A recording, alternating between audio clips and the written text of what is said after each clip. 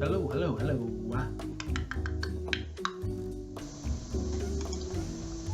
Good morning, good evening, good afternoon, and good night. I'm Alex Hunter. I'm an author from the Land of Fire, and this is my writing workout number 2. As I have previously said, I recently finished editing a book, and I'm sort of in the final stages of formatting and prepping, and I'm expecting it to be out sometime in December. But after I finished editing, I wanted to get back into the act of creation. So this is my process. I start with 2 lists of things, and then I sort of do a word association. I pick my favorite, and then I write a page on it. This is all about quantity here, right? So I'm not looking to write a best-selling short story. I'm not looking to submit any of this at this point. It's literally just having fun, enjoying the process of writing, not worrying about beginning, middle, and end, just taking a snip from that word association that I pick.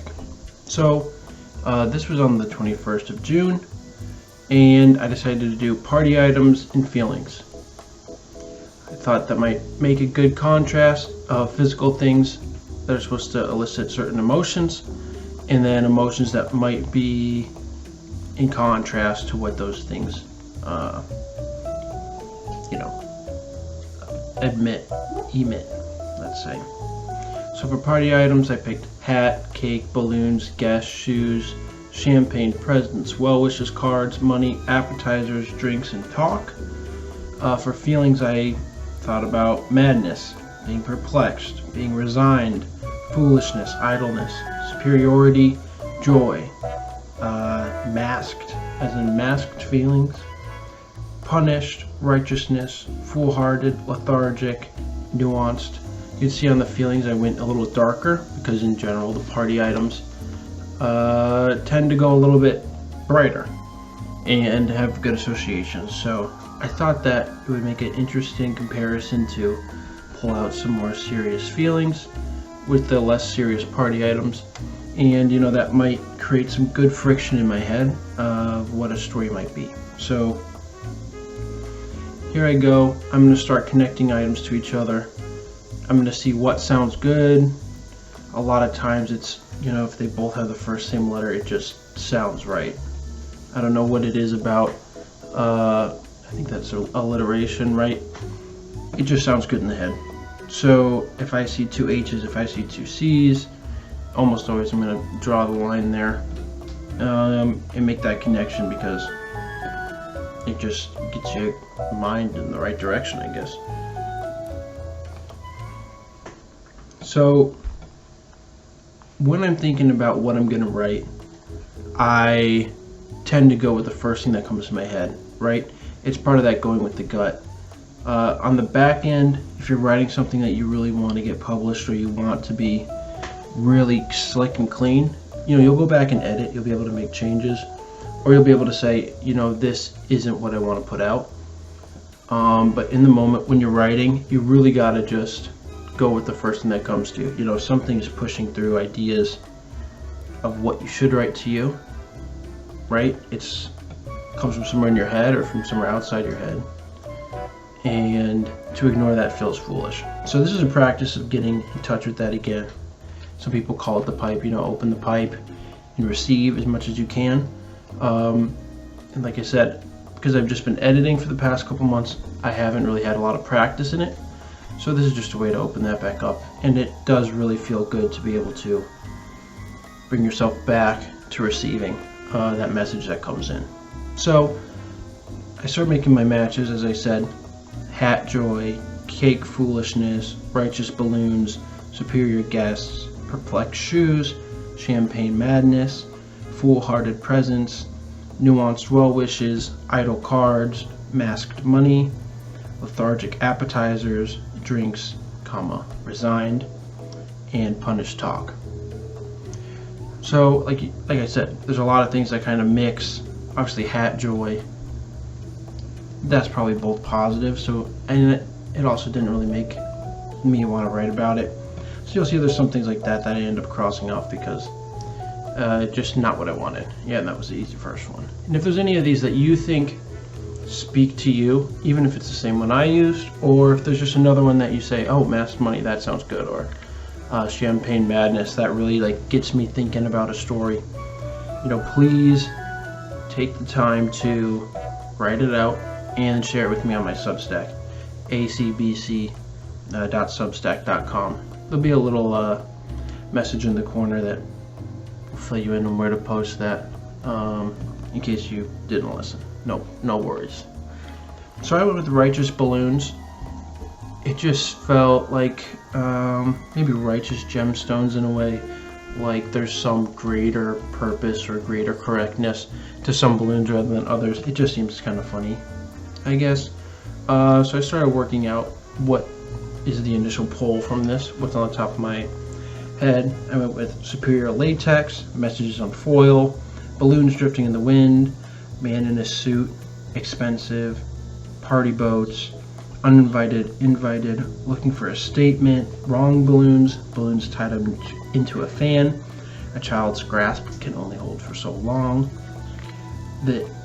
Tying It on Their Wrist, Pollution, Weakness, Impressing a Woman with a Gesture, Impressing a Woman with Experience, Fools Who Pop Too Soon, A Gun in a Handbag, Balloons Will Pop or Dissolve into weak, used up flesh. That's pretty graphic. The dissolved will never untie, and the popped will live in pairs of cheap, unpowdered.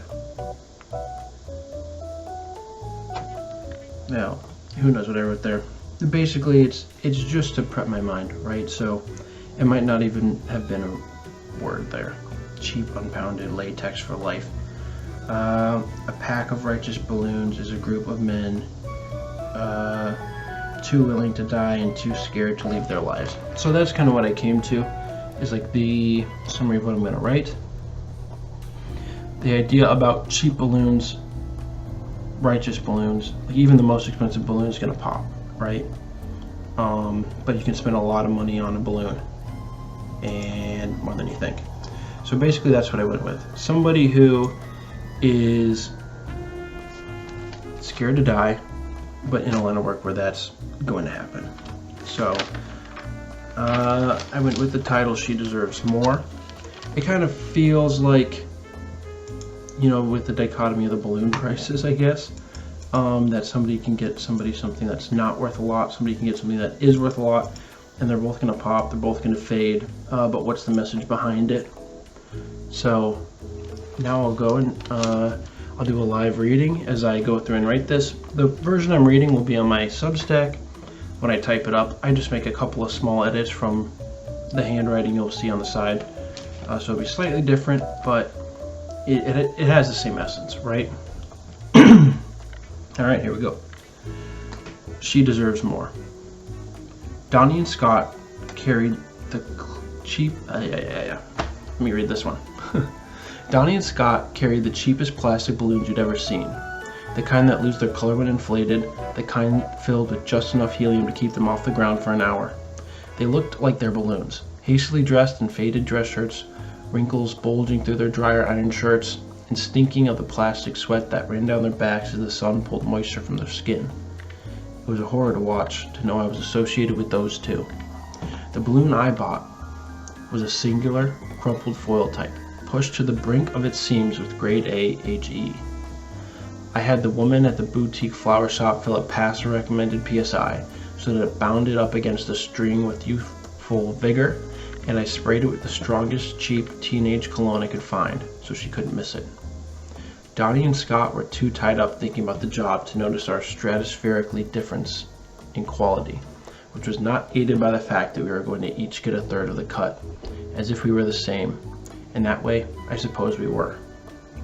Would I have picked those two muffs from a lineup? Fuck no.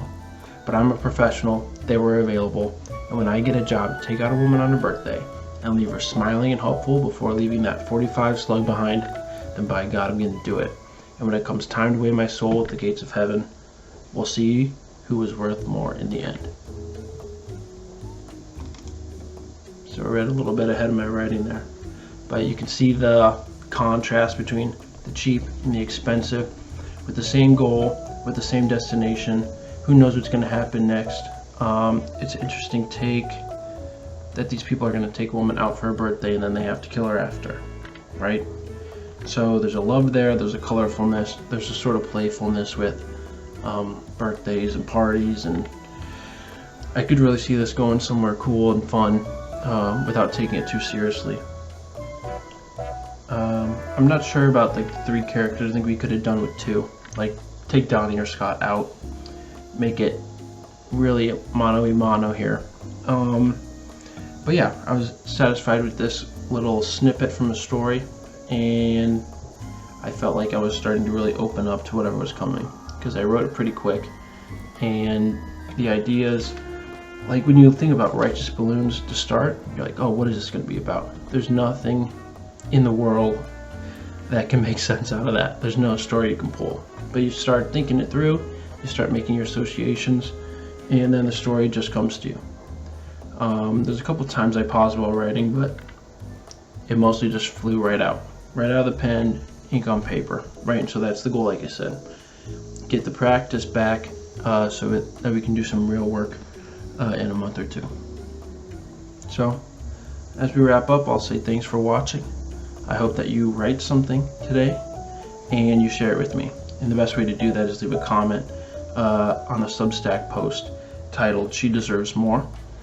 And I'll see you on the next one. Thank you so much.